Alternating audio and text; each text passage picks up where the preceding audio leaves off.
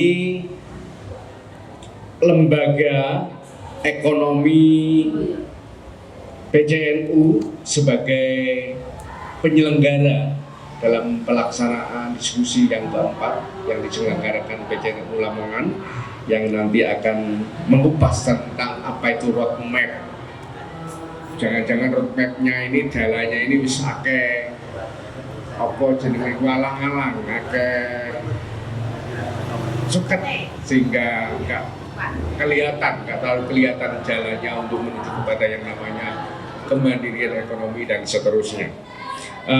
Narasumber yang nanti akan mengupas perihal tema itu yaitu Pak Tarmudi SHI selaku Ketua Lembaga Ekonomi PCNU Lamongan, dan alhamdulillah beliau sudah rawuh di tengah-tengah kita. Saya persilakan kepada Pak Yahya Hanafi selaku Wakil Ketua Tanfidia untuk memberikan sambutan sebelum acara diskusi nanti akan kita berlangsungkan.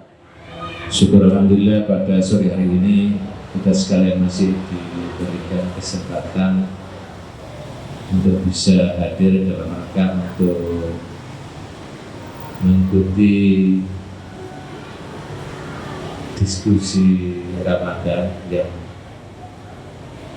bertepatan dengan lembaga masing-masing. Mudah-mudahan dengan ajang diskusi masing-masing lembaga nanti kita mampu mensinergikan antara program lembaga satu dengan program lembaga yang lain.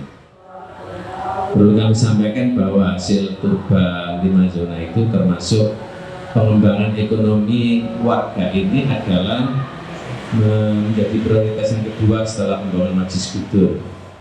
Yang kemarin disampaikan oleh Pak Sekjen, katanya untuk pendidikan itu yang kedua, tapi menurut kami hasil yang terakhir adalah memang pembangunan ekonomi keumatan ini menjadi prioritas yang kedua daripada program PCNU yang pada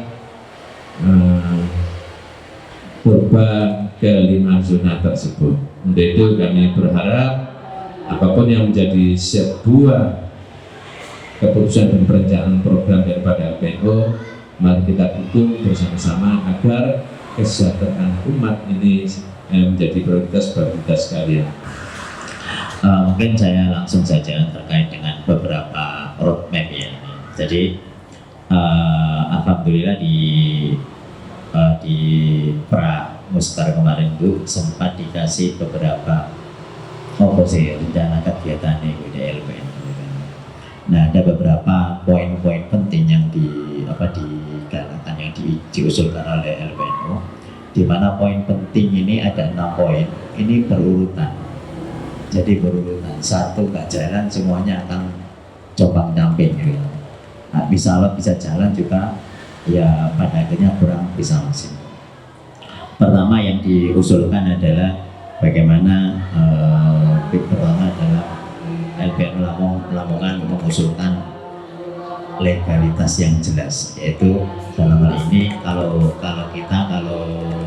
dulu itu kan bicaranya pondok perusahaan. Nah, sekarang kita berkeinginan bagaimana holding company ini harus ada. Kenapa harus ada? Karena membangun ekonomi itu bukan berhenti di pengurusan saya aja. Jadi harus berjalan setelah kepengurusan, berjalan di kepengurusan selanjutnya. Nah, entitas ini penting karena apa? Karena ini tulang punggung. Kalau tulang punggungnya aja nggak ada, maka akhirnya juga berat. Walaupun sampai hari ini belum bisa terlaksana, tapi insya Allah dalam waktu dekat kita akan berusaha bagaimana itu bisa terlaksana. Karena lagi-lagi yang terjadi kalau di urusan ekonomi, berhenti pengurusnya, berhenti ekonominya. Yang kedua, langkah selanjutnya adalah membangun struktur keorganisasian. Alhamdulillah untuk LPNU Lamongan ini, struktur LPNU sampai di tingkatan MWC sudah lengkap. Tinggal di beberapa ranting yang belum. Kenapa ini dibentuk? Karena ini menjadi mesin operasional. Kalau nggak ada strukturnya, nggak akan bisa jalan. Kalau dalam bisnis itu kan siapa yang menguasai distribusi maka dia sebagai pemenangnya. Jadi selagi kalau distribusi kita nggak bisa matang, ya pada akhirnya nggak bisa jalan. Terus yang selanjutnya adalah optimasi terkait dengan distribusi kepada untuk minuman Nutresh. Kenapa kok harus Nutresh? Jadi sebenarnya ini adalah cash flow engine. Jadi sebagai mesin untuk perputaran di awal. Kalau kita misalkan menggunakan produk yang lain misal atau apapun, itu akan memulai baru lagi dan lain sebagainya, butuh modal banyak lagi. Maka harapannya adalah AMDK Nutresh ini bagaimana bisa masif, karena dengan mesin cash flow ini, dengan cash flow engine ini, pergerakan ekonomi sudah mulai terbentuk. Sehingga kalau ini sudah jalan sampai di tataran MWC sampai ranting, maka produk apapun yang kita punya, kalau sudah jalur distribusinya ini jalan, semuanya pasti jalan. Nah, mungkin beberapa hal yang perlu ditekankan adalah bagaimana ini menjadi kebijakan. Jadi ada perintah yang lebih jelas gitu kan. Jadi bukan apa ya, ibaratnya gitu, kita itu butuh tertulis gitu kan. Kadang-kadang di MWC atau teman-teman, oh belum ada perintah gitu kan, itu kan jadi masalah baru gitu kan. Walaupun seperti itu, ya tetap kita tetap jalankan, dan alhamdulillah mungkin di setiap tanggal 10 kita selalu adakan evaluasi. Evaluasi ini sebenarnya tujuannya apa, yaitu untuk bagaimana kita mengetahui kendala-kendala di lapangan, kendala dan sebagainya. Ini baru di bulan ini, perjalanan bulan ketiga, itu dari sekian banyak MWC itu masih ada yang belum bisa jalan sama sekali, masih ada. Dan itu pada akhirnya karena ngomong bisnis itu kan tidak bisa sebentar, oh aku sebagai pengurus, tidak bisa. Dan mereka harus aktif dari sisi ekonomi, karena itu berkaitan dengan ekonomi itu. Ada di salah satu MWC akhirnya mengundurkan diri ya bukan kita ya karena merasa nggak mampu. Nah ini menurut aku lebih baik. Kenapa? Karena kalau nggak gitu nanti menghalang-halangi kegiatan ekonomi yang lainnya gitu. Karena ini sampai di ranting-ranting gitu kan. Terus selanjutnya adalah scale up ya. Jadi scale up kita ada namanya captive market lock. Jadi kita kunci captive market kita itu sebenarnya di lembaga-lembaga yang ada di zaman naungan PCN Lamongan. Kalau sudah ke ranting masing-masing sudah jalan, maka yang terjadi apa? Ya kegiatan semuanya akan jalan dengan maksimal gitu loh. Karena jalur distribusinya sudah terbentuk, produknya sudah jalan. Harapan kita adalah produk-produk di ranting itu jalan. Program selanjutnya adalah kemitraan retail strategis. Dalam hal ini kebetulan di pembina kita itu kan punya Toserba itu. Harapan kita apa? Di semua produk ranting yang ada di ranting itu bisa masuk di retail modern dengan tanpa biaya apapun. Nah, kalau kita mau ke Indomaret, Alfamart pasti bayar. Nah ini ke beliau ini tanpa bayar. Tujuannya apa? Ini ada namanya simbiosis mutualisme. Sehingga pertama produknya teman-teman di ranting itu secara branding mereka sudah mapak di Toserba. Begitu juga Toserba untungnya apa? Kalau ada produk ranting dari situ, masuk ke dalam tuku rantingnya gitu kan. Nah itu juga ada hal yang saling diuntungkan. Ternyata ada beberapa hal yang menarik terkait dengan peristiwa yang ada di lapangan, bagaimana satu desa, satu ranting, satu brand, satu produk ini menjadi bagian dari ciri-ciri saya kira sebuah kebangkitan ekonomi di Nahdlatul Ulama. Mudah-mudahan warga pun ikut membantu mensuburkan SDM-nya sehingga akan melahirkan produk-produk baru. Saya persilakan biar ini juga semakin gemuruh meriah. Ini ngomong langsung Rek. Ada yang mau tanya Mas Masih? Ini luar biasa karena kita berbicara tentang perekonomian. Kemarin kami sempat studi banding ke Kabupaten saya dari Ma'arif ke Ma'arif Kabupaten Malang. Jadi salah satu manajemen digital yang dilakukan adalah mereka sudah punya marketplace.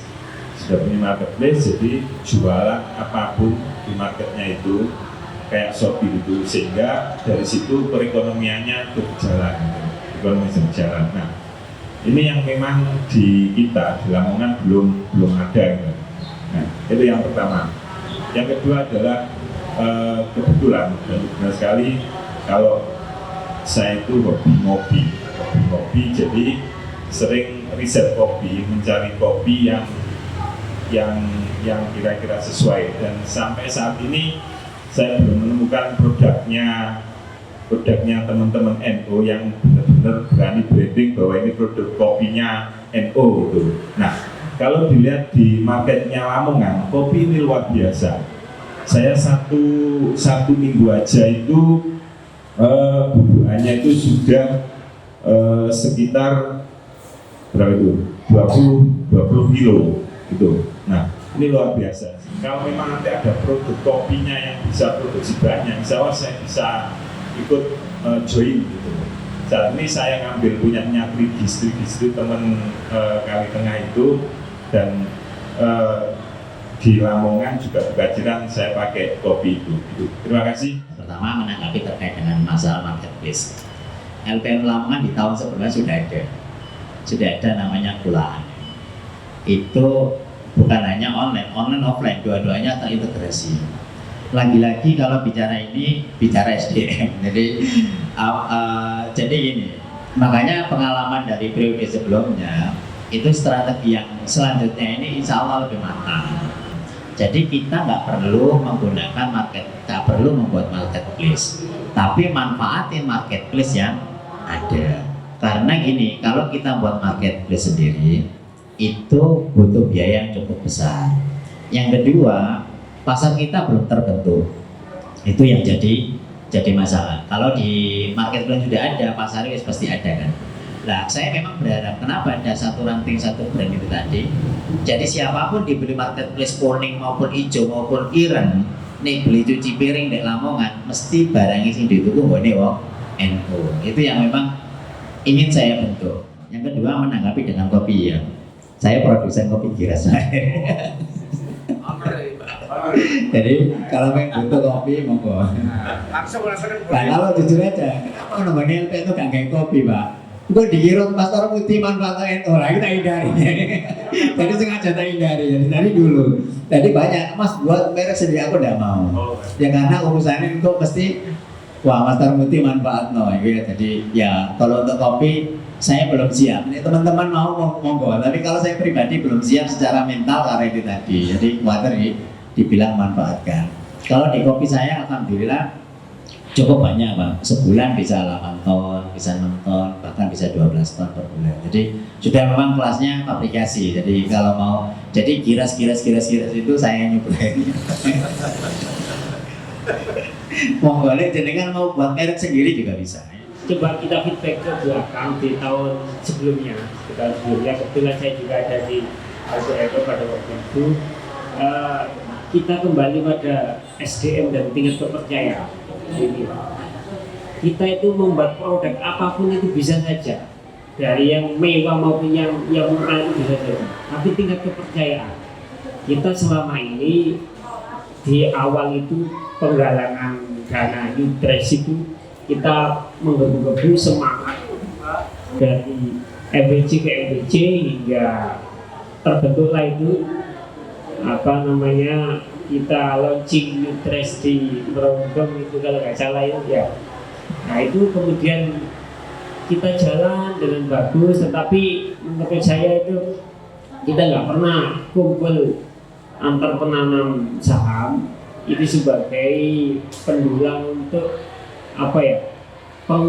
penguatan bisnis. Jadi selama ini kita yang mengecek di websitenya Bumilu itu kita tidak pernah diajak ini Nutres itu begini ini nggak pernah tahu.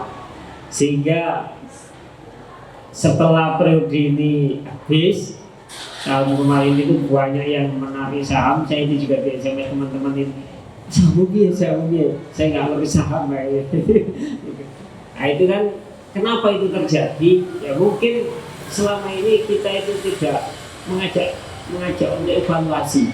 Kalau bahasa koperasi itu kan ada MAT tahunan, selama ini terus nggak ada, sehingga kita nggak tahu. Kita hanya mengecek di website itu yang ada itu. Jadi menurut saya perekonomian ke depan itu kita bangun lewat SDM dan kepercayaan warga itu. Kalau kita buat produk apapun di akar bawah itu tidak percaya, oh wingi ini, ya kemungkinan seperti itu. Jadi kita bangun kepercayaan dulu dengan branding apapun nanti, saya yakin akan berhasil karena sudah dimulai dengan kepercayaan di tingkat. Nah, dengan apa?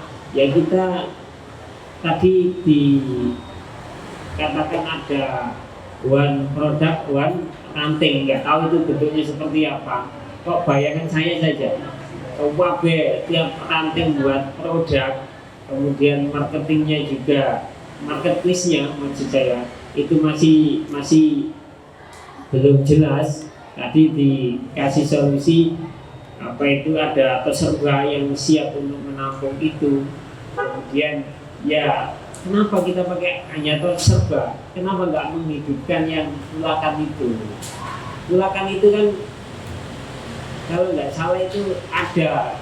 Nah apa bahasa itu pinjaman ya Pak?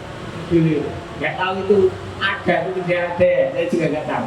Itu setiap MBC ada. Kemudian MBC itu setiap ranting itu juga ada. Itu begitu kelanjutannya seperti apa? Jadi ini tak ceritain sedikit.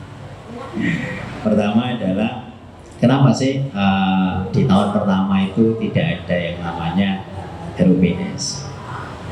Pesan Yai pengen ada pertama kali, Mas usaha NU ini mau ngajak tutup. Ini pesan pertama, ngajak tutup. Nah, sedangkan di perusahaan itu nggak ada ceritanya Mas, setahun langsung bagi ceritanya. Apa industri ya? Kita beda kalau ngomong trading, trading wis karo totolan untung pi piro ngono ya. Kita industri. Nah itu ya. Jadi fase rugi ini tidak mungkin kita cerita. Soalnya di tahun-tahun sebelumnya ini itu orang udah nggak percaya dengan hal itu. Maka kita mending aku diomeng daripada aku harus mereka menghilangkan kepercayaan. Jadi saya tunggu fase pertama. Jadi tahun pertama itu menjaga kondusivitas ekonomi di Lamongan. Yang kedua, mencegah konflik dini. Karena warga kita itu tidak terbiasa dengan basis investasi di industri. Sehingga misal gak untung, mesti perang gitu susah. Nah, ibarat tumbuhan belum berkembang wis mati ya. Nah ini nggak boleh. Terus yang menjalankan metode pertama ya ini memastikan RUPS itu dilakukan saat perusahaan bernilai naik. Jadi misalnya nilai ini kondisi keuangan ini sudah menguntung. Yang kedua, menjaga kepercayaan pemegang saham dan mencegah konflik dini. Jadi kita memang mencegah itu. Yang ketiga adalah menjalankan pesan dan nasihat Yai. Nasihatnya apa? Perusahaan pokoknya sampai rugi, Pak. Rugi kalau yang mana itu tuh, ya kan? Tidak boleh. Terus apa itu? RUPS sebagai momentum konsolidasi bukan koreksi. Jadi kemarin setelah di tahun keempat kita sudah mulai nguntung. Ya ceritanya. Tahun pertama rugi, tapi ruginya turun lagi tahun keempat kita sudah mulai nguntung. Dan itulah baru kita mulai RUPS, ya kan. Dan sekarang sudah per bulan ya wis boleh diakeh sih ngasih kontribusi ya. Jadi itu Joko Pak, ojo sampai di NU itu beda dengan perusahaan yang multi memang murni bisnis ya wis perang-perang tukaran-tukaran pecah-pecah. Ini dipikir akeh Pak. Oh NU ya opo ini beda. Terus kenapa itu terjadi? Pertama ini Pak bukan fase panen Pak. Tahun pertama bukan fase panen, yang fase investasi. Yang kedua, biaya awal juga cukup tinggi. Jadi 2 tahun 3 tahun pertama mesti rugi ya karena itu biaya awal. Karena hari ini butuh 500, misal 500 karton, tiba-tiba besok butuh 10.000 karton, apa yang ditambahkan? Mesinnya nambah gimana? Antara kebutuhan yang dibutuhkan dan tok beli mesin, mesti larangan beli mesin ini. Jadi gitu terus sampai tahun ketiga itu yang terjadi. Dan ini tidak bisa kita cerita Pak ini rugi Pak, kurang duitnya, kurang boleh nopo, gitu-gitu boleh Tuhan tiga nggak ada. Bahkan sampai di masuk di musker itu, di rapat musker loh, wajib setiap MWC itu yang tidak ada satupun yang mau. Nah tugasku cuma mempertahankan sampai di akhir periode. Nah periode ini masih dipercaya ya, baru digas lagi lah itu. Yang kedua yang selanjutnya adalah terkait dengan masalah kulaan Mas. Kulaan itu metodenya bagus. Di Lamongan ini nggak bisa jalan, tapi ini sudah diduplikasi oleh Pasuruan. Pasuruan jalan sampai sekarang dan bagus. Kenapa di Lamongan ini tidak jalan? Soalnya Mas Tarmudi sendirian. Kan tidak mungkin ya. Makanya butuh tim yang solid, tim teman yang kuat, terus dukungan dari seluruh kepengurusan, bukan hanya LPNU aja. Karena LPNU sudah juga nggak bisa. Bahkan ada salah satu di MWC menolak adanya kulaan. Kenapa? Karena merasa tersaingi MWC-nya kan gitu. Itu ada. Mungkin Mas itu seorang ya.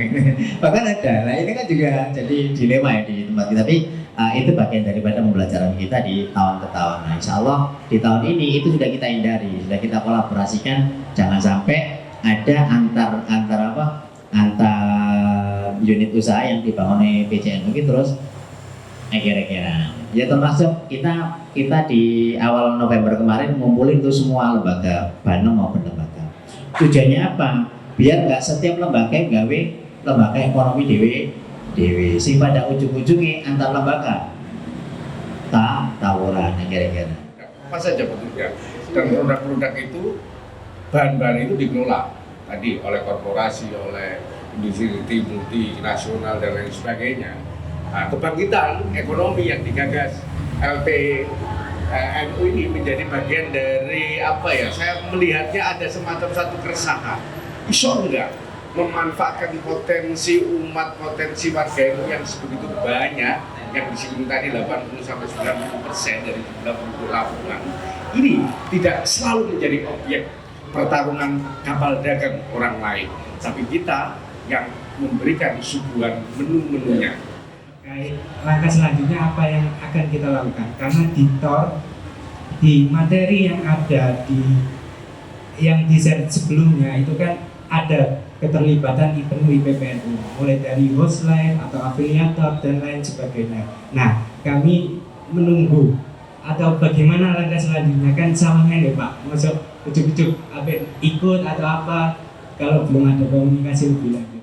Program dari LPNU ini sekarang alhamdulillah di masyarakat sudah menerimanya dan ada sebuah semangat baru dibawa bahwa produk-produk dari NU ini sekarang punya trust tersendiri. Taruhlah misalkan di daerah saya di Sarerejo itu Nudres sudah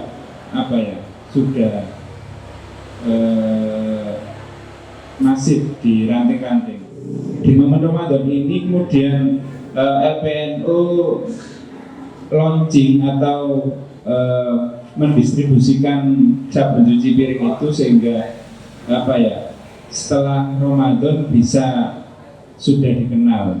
Nah untuk urun rembuk mungkin kita memanfaatkan dari teman-teman muda, notabene adalah event PPNU untuk menjadi brand ambassador. Bila perlu nanti teman-teman IPNU ngabsen produk-produk LPNU ya, nanti harus selalu nempel di setiap konten-konten yang kemudian kita buat, kira-kira gitu. Dan itu juga saya kira menjadi bagian dari marketing juga.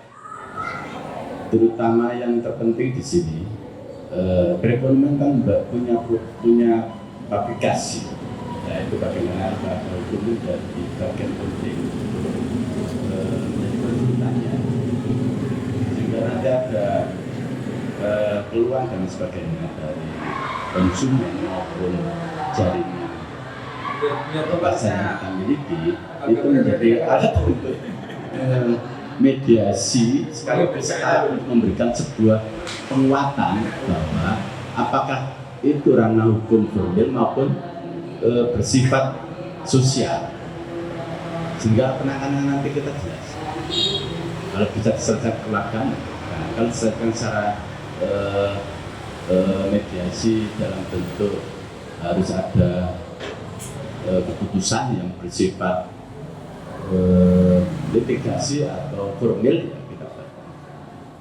Itu sangat penting. Kita akan lemahnya di situ. Ini ada pula yang sangat luar biasa terkait perkara MBG.